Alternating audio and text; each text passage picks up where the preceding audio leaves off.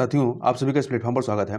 यहाँ पर हम लोग विजन आईएएस कोचिंग संस्था के द्वारा जो दिसंबर 2021 का मंथली करंट अफेयर की मैगजीन है, उसका सेक्शन नंबर 3 अर्थात अर्थव्यवस्था वाला जो पोर्शन है, उसका टॉपिक नंबर 5 वैश्विक न्यूनतम कर दर ग्लोबल मिनिमम टैक्स रेट के संबंध में यहाँ पर चर्चा करेंगे। तो देखिए, चर्चा में है क्यों आया, क्योंकि आर्थिक सहयोग और विकास संगठन, जिसे इंग्लिश में कहते हैं organisation for economic cooperation and development, जिसे आप OECD के नाम से जानते हैं, ने 15% वैश्विक न्यूनतम कर को घरेलू स्तर पर लागू करने के लिए पिलर टू या स्तंभ 2 मॉडल के नियमों को जारी किया। मतलब यहां पे आपको दो पिलर के बारे में बात करेंगे, पिलर 1 और पिलर 2 की।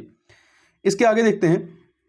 तो देखिए, इससे आगे बढ़ने से पहले एक फैक्ट आप याद रखिएगा कि 1980 के दशक की शुरुआत में औसत वैश्विक कॉर्पोरेट कर की दर 40% से अधिक थी, जो घट करके 2020 में 25% से नीचे आ गई। ऐसा विभिन्न देशों द्वारा अपनी कर दरों में कमी करके व्यवसायों को आकर्षित करने की प्रतिस्पर्धा के कारण हुआ। अब बात करते हैं वैश्विक न्यूनतम कर के बारे में कि ये ग्लोबल मिनिमम टैक्स रेट है क्या। तो देखिए, इसके तहत अलग अलग देश अपने यहां कारोबार करने वाली बड़ी बहुराष्ट्रीय कंपनियों MNC जैसे कि गूगल, अमेजन, फेसबुक और एप्पल, जिसे शॉर्ट में गाफा कहते हैं, GAFA पर न्यूनतम कर लगा सकेंगे। इसका उद्देश्य यह है कि ऐसी कंपनियों की जिन देशों में उपस्थिति है वह वहां एक न्यूनतम कर का भुगतान करें। इससे बड़ी बहुराष्ट्रीय कंपनियों द्वारा करों के भुगतान से बचने के प्रयासों को रोका जा सकेगा। इससे बड़ी बहुराष्ट्रीय कंपनियों द्वारा निम्न कर या टैक्स हेवन देशों में अपने लाभ को स्थानांतरित कर किसी भी प्रकार का लाभ प्राप्त करने में कमी आएगी। साथ ही ऐसे देशों पर अब वैश्विक मानदंडों को सुनिश्चित करने का दबाव बढ़ेगा। ज्ञातव्य है कि अभी तक बड़ी बहुराष्ट्रीय कंपनियों पर इस आधार पर कर लगाया जाता है कि वे किस देश में अपना मुनाफा घोषित करती हैं, न कि जहां वे वास्तव में व्यवसाय करती हैं। इसके तहत कई बड़ी कंपनियों द्वारा अपने मुनाफे को निम्न कर वाले देशों में स्थानांतरित कर दिया जाता है। इससे उन्हें उन देशों में उच्च करों के भुगतान से बचने का विकल्प मिल जाता है जहां वे अपना अधिकांश व्यवसाय करती हैं।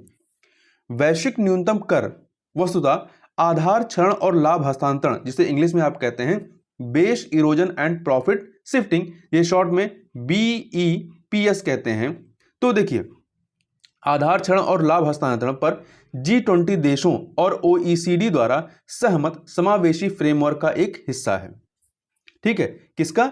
G20 और OECD द्वारा सहमत समावेशी फ्रेमवर्क का ही एक हिस्सा है। वैश्विक न्यूनतम कर 750 मिलियन यूरो से अधिक राजस्व वाली बहुराष्ट्रीय कंपनियों पर लागू होगा। इसका उद्देश्य डिजिटल तथा वैश्वीकृत विश्व के लिए प्रासंगिक कराधान संरचना विकसित करना है। यहां पर हम बात कर लेते हैं थोड़ा सा OECD और वैश्विक न्यूनतम कर अर्थात ग्लोबल मिनिमम टैक्स रेट के बारे में। देखिए, BEPS अर्थात base erosion and profit shifting, आधार क्षरण और लाभ हस्तांतरण पर OECD और G20 का समावेशी फ्रेमवर्क। इसके तहत 139 देशों और क्षेत्राधिकारों द्वारा सहयोग किया जा रहा है ताकि अर्थव्यवस्था के डिजिटलीकरण तथा वैश्वीकरण के परिणाम स्वरूप उभरती कर अपवंचन रणनीतियों को समाप्त किया जा सके। यदि हम बात करें BEPS अर्थात base erosion and profit shifting की, तो यह बहुराष्ट्रीय कंपनियों द्वारा उपयोग की जाने वाली कर चोरी या अपवंचन की एक रणनीति है। इसके तहत कंपनियों द्वारा कर नियमों में मौजूदा खामियों और असंतुलन का लाभ उठाया जाता है और कृत्रिम रूप से मुनाफे को कम या शून्य कर वाले देशों में स्थानांतरित कर दिया जाता है। ऐसे देशों को टैक्स हेवन कहा जाता है, जबकि ऐसे देशों में ये कंपनियां बहुत कम या न के बराबर आर्थिक गतिविधियां करती हैं। इस प्रकार ऐसी कंपनियों को बहुत कम या शून्य कॉर्पोरेट कर का भुगतान करना पड़ता है। हाल ही में भारत सहित 130 से अधिक देश एक नए टू पिलर प्लान में शामिल हुए हैं। इस योजना का उद्देश्य अंतरराष्ट्रीय कराधान नियमों में सुधार करना और यह सुनिश्चित करना है कि बहुराष्ट्रीय कंपनियां जिस देश में कार्यरत या परिचालनरत हैं वे वहीं कर के उचित हिस्से का भुगतान करें। अब ये जो दो पिलर हैं, इन दोनों पिलरों को थोड़ा देख लेते हैं। पहले पिलर 1 को देखते हैं, फिर पिलर 2 को देखते हैं। तो पिलर 1 में क्या है? इसका उद्देश्य कंपनी के लाभों पर कर लगाने के अधिकार का न्यायसंगत वितरण सुनिश्चित करना है। वहीं स्तंभ 2 में क्या है? बहुराष्ट्रीय कंपनियां वास्तविक रूप से जिस देश में व्यावसायिक गतिविधियां करती हैं और लाभ अर्जित करती हैं, उस देश के कर लगाने संबंधी अधिकारों को मान्यता प्रदान करना।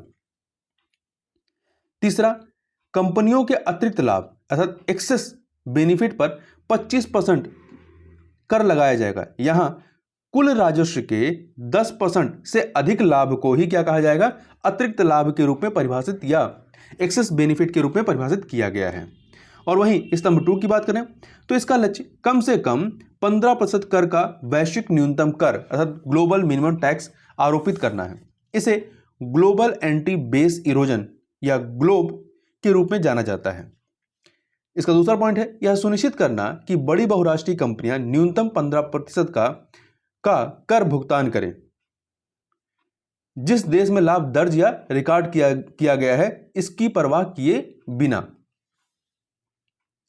आगे चलते हैं, आगे देखते हैं। देखिए इसके तहत ओईसीडी अर्थात organisation of economic cooperation and development ने 15% वैश्विक न्यूनतम कर को घरेलू स्तर पर लागू करने के लिए 2 पिलर मॉडल के नियमों को जारी किया है।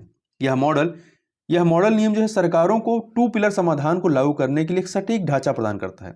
साथ ही यह global anti base erosion rules या शॉर्ट में कहें तो ग्लोब के लिए एक तंत्र निर्धारित करता है। यह मॉडल नियम वर्ष 2022 के दौरान घरेलू कानून में ग्लोब नियमों को शामिल करने से देशों की सहायता करेगा। ग्लोब नियम यह सुनिश्चित करते हैं कि बड़ी बहुराष्ट्रीय कंपनियां जिस देश या क्षेत्राधिकार में परिचालनरत हैं वे वहां अर्जित आय पर न्यूनतम कर का भुगतान करें। किसी देश या क्षेत्राधिकार में प्रभावी कर की दर जब न्यूनतम 15% की दर से कम हो तब ये नियम अर्जित लाभ पर टॉप अप टैक्स लागू करने का भी प्रावधान करते हैं। यहां ध्यान रखिएगा ग्लोब का पूरा नाम क्या है, global anti base erosion rules. अब बात करते हैं ग्लोबल मिनिमम टैक्स रेट की आवश्यकता ही क्यों है, क्या जरूरत है। तो देखिए यह कम कर लगाने की होड़ को खत्म करने में सहायक है। यह कम से कम कर लगाने की होड़ को रोकने में मदद करे क्योंकि कई देश व्यवसायों को आकर्षित करने के लिए अपने करों में कटौती कर दूसरे देशों के साथ प्रतिस्पर्धा करते हैं। दूसरा पॉइंट, इससे अतिरिक्त कर राजस्व का सृजन होगा। देखिए कोविड-19 संकट के कारण बजट में कमी को देखते हुए यह व्यवस्था कर राजस्व में वृद्धि करेगी। इससे सरकारों को सामाजिक विकास में निवेश करने और वैश्विक महामारी से लड़ने आदि में मदद मिलेगी। ओईसीडी जो है इसका अनुमान है या हिंदी में कहें आर्थिक सहयोग और विकास संगठन का अनुमान है कि न्यूनतम कर से सालाना वैश्विक कर राजस्व में 150 अरब डॉलर का अतिरिक्त सृजन होगा। वहीं तीसरा पॉइंट है यह कर चोरी पर नजर रखने में सहायक है। देखिए टैक्स जस्टिस नेटवर्क की एक रिपोर्ट के अनुसार बहुराष्ट्रीय कंपनियों और धनी व्यक्तियों द्वारा की गई वैश्विक कर चोरी के कारण देशों को प्रतिवर्ष कर में कुल 483 अरब डॉलर का नुकसान हो रहा है। एक अनुमान के अनुसार भारत को प्रतिवर्ष इस 483 में से 10 अरब डॉलर से अधिक का कर का नुकसान हो रहा है, टैक्स का नुकसान हो रहा है। अगला पॉइंट है टैक्स हेवन देशों पर नियंत्रण का। यह कर की दर को कम कर रखने की प्रथा को बेअसर करेगा। साथ ही बहुराष्ट्रीय कंपनियों को अपने लाभ को कम करने वाले देशों में स्थानांतरित करने से भी हतोत्साहित करेगा। विश्व की शीर्ष 200 कंपनियों में से लगभग 90% जो है कि उपस्थित टैक्स हेवन देशों में है। इसके अतिरिक्त राष्ट्रों के बीच स्वस्थ प्रतिस्पर्धा को भी ये जो टैक्स है ये बढ़ावा देगा। देखिए कैसे, यह बुनियादी आर्थिक कारकों जैसे कि कार्यबल का कौशल, नवाचार क्षमता और कानूनी एवं आर्थिक संस्थानों की क्षमता पर आधारित प्रतिस्पर्धा को बढ़ावा देता है। यह कम कर दरों के आधार पर प्रतिस्पर्धा का विरोध करता है जो सरकारों को बुनियादी ढांचे और शिक्षा के लिए आवश्यक संसाधन जुटाने से वंचित करती। कम कर दरों के कारण क्या होगा, उनके पास संसाधन कम होंगे और इंफ्रास्ट्रक्चर पे वो कम काम करेंगे। अब बात करते हैं भारत के लिए निहितार्थ या भारत पर प्रभाव के संबंध में। तो देखिए विशेषज्ञों का मानना है कि भारत के लिए यह लाभदायक साबित होगा क्योंकि भारत में प्रभावी घरेलू कर की दर इस कर की सीमा से अधिक है। इस प्रकार भारत एक बड़ा संभावित बाजार होने के कारण विदेशी निवेश को आकर्षित करना जारी रखेगा। इस कर समझौते का अर्थ है कि वर्ष 2023 तक मौजूदा डिजिटल सर्विस टैक्स और अन्य एकपक्षीय करों को समाप्त करना होगा। साथ ही भारत को वर्ष 2016 में आरंभ किए गए समकारी शुल्क इक्वलाइजेशन लेवी को भी समाप्त करना पड़ेगा। इससे भारत को कर संबंधी अतिरिक्त अधिकार प्राप्त होंगे जो भारत के लिए लाभदायक है। हालांकि इससे होने वाले लाभ का अंदाजा तभी लग पाएगा जब वर्तमान सरकारी शुल्क से प्राप्त आय और नए 15% वाले टैक्स से प्राप्त आय की तुलना की जाएगी। इसके अतिरिक्त भारत में हेडक्वार्टर वाले बड़े बहुराष्ट्रीय कंपनियों को भी पिलर 1 नियमों का पालन करने की आवश्यकता हो सकती है। साथ ही भारत को अन्य देशों के साथ अपने करारोपण अधिकार को साझा करने की आवश्यकता होगी। इसके अतिरिक्त यह किसी संधि के तहत न्यूनतम कराधान व्यवस्था संबंधी लाभों को भी निष्प्रभावी कर सकता है। भारत को शीर्ष 100 में शामिल अपर्याप्त रूप से डिजिटलीकृत कंपनियों से प्राप्त होने वाले राजस्व की हानि हो सकती है। किसी अन्य देश में निवेश करने के संबंध में यह देश में कर के आधार क्षरण को रोकेगा। इसका कारण यह है कि अब सरकार किसी भारतीय निवासी के स्वामित्व वाले विदेशी व्यवसाय द्वारा 15% से कम कर का भुगतान की स्थिति में किसी भी कमी को पुनः वसूल करने में सक्षम होंगे। चूंकि भारत इन कंपनियों के लिए एक महत्वपूर्ण बाजार रहा है, इसलिए भारत को इन तकनीकी कंपनियों के लिए महत्वपूर्ण बाजार वाले देशों को मुनाफे में अधिक हिस्सा कर के रूप में प्रदान किए जाने पर बल देना चाहिए। अब बात करते हैं चुनौतियों की। इसके समझ चुनौतियां क्या हैं? तो देखिए, पहली वैश्विक सहमति की चुनौती है। कम कॉर्पोरेट कर दर से छोटी अर्थव्यवस्थाओं को अपने यहाँ निवेश आकर्षित करने से बहुत लाभ होता है। वहीं विकसित अर्थव्यवस्थाओं को बेहतर बुनियादी ढांचे, श्रम गुणवत्ता, आर्थिक तथा राजनीतिक स्थिरता आदि के कारण अत्यधिक लाभ होता है। इसलिए इन नियमों के संबंध में वैश्विक सहमति एक चुनौती है। दूसरा, सामाजिक आर्थिक विकास प्रभाव की। सभी देश एफडीआई के स्रोत के रूप में बहुराष्ट्रीय कंपनियों को आकर्षित करने के लिए विभिन्न प्रकार के कर प्रोत्साहन प्रदान करते हैं। साथ ही इन कंपनियों द्वारा संसाधनों के कुशल उपयोग, मांग सृजित करने तथा रोजगार पैदा करने में मदद मिलती है। कर की दर पर सहमति की बात करें, विश्व असमानता रिपोर्ट, वर्ल्ड इनइक्वालिटी रिपोर्ट में यह सुझाव दिया गया है कि 15% कर की दर आम तौर पर उच्च आय वाले देशों में श्रमिक वर्ग और मध्यम वर्ग के लोगों द्वारा भुगतान की जाने वाली कर दर से कम है। यह संबंधित देशों में कंपनियों द्वारा भुगतान की जाने वाली वैधानिक कर दर से भी कम है। अगला पॉइंट है निर्धारित नीतिगत उद्देश्यों को प्राप्त करने में बाधा के संबंध में। देखिए, सरकारों द्वारा निर्धारित नीतिगत उद्देश्यों की प्राप्ति के लिए कर प्रोत्साहन का उपयोग किया जाता है।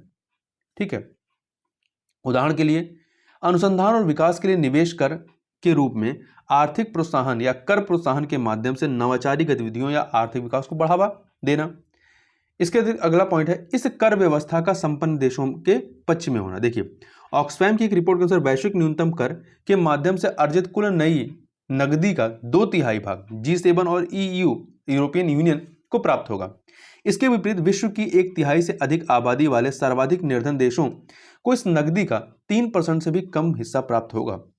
अगला पॉइंट है एकपक्षीय करों पर प्रतिबंध। देखिए, कई विकासशील देशों द्वारा इन नए कर नियमों को लागू करने की शर्त के तहत प्रौद्योगिकी कंपनियों पर सभी एकपक्षीय करों को समाप्त करने के प्रावधान के संबंध में चिंता व्यक्त की जा रही है। कई देश डिजिटल सेवाओं पर कर से महत्वपूर्ण राजस्व अर्जित करते हैं। ये रीजन इसका। अब निष्कर्ष रूप में क्या कह सकते हैं कि वैश्विक न्यूनतम कर जो है, या जिसे शॉर्ट में GMT कहते हैं, अंतरराष्ट्रीय कर व्यवस्था को निष्पक्ष बनाने के साथ साथ डिजिटल तथा वैश्विक अर्थव्यवस्था में इसे बेहतर बनाने का एक प्रशंसनीय प्रयास है। हालांकि समझौते के समग्र कार्यान्वयन को बाधित करने वाले कई बड़े अवरोध मौजूद हैं। सर्वसम्मत बनाने के लिए इस प्रयास का समर्थन करने की आवश्यकता है, क्योंकि संपन्न तथा निर्धन दोनों ही प्रकार के देशों को वैश्विक महामारी और इसके परिणामस्वरूप होने वाले आर्थिक नुकसानों का सामना करने के लिए अधिक संसाधनों की आवश्यकता है। तो इस वीडियो में बस इतना ही। नेक्स्ट वीडियो में हम लोग बात करेंगे PM किसान के बारे में। तो बस इतना ही। धन्यवाद।